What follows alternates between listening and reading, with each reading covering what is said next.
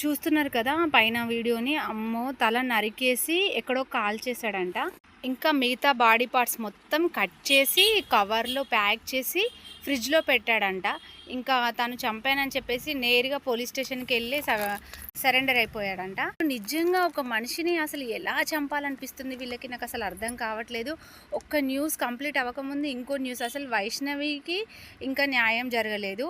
అలాగే ఇంకో నిండు గర్భిణి ఇంకో 10 రోజులైతే డెలివరీ అవుతుంది, తనని చంపేశాడు. ఇప్పుడు డెలివరీకి తన పుట్టింటికెళ్ళిందని ఇంకో అమ్మాయి డబ్బుల కోసం వేధిస్తుందని చెప్పేసి చంపాడంట. వేధిస్తే వాళ్ళ పేరెంట్స్‌కి చెప్పాలి, లేదంటే పోలీస్ స్టేషన్‌లో కంప్లెయింట్ చంపేసి మరీ పోలీస్ స్టేషన్‌కెళ్ళి సరెండర్ అయ్యేదానికన్నా తన్నే తీసుకెళ్ళి పోలీస్ స్టేషన్‌లో అప్పచెప్తే సరిపోతుంది. ఇలా మనుషుల్ని ఎందుకు చంపడం?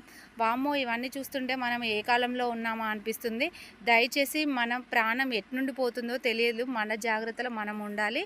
Take care. మీరేమనుకుంటున్నారు ఈ విషయం గురించి? కామెంట్ చేయండి.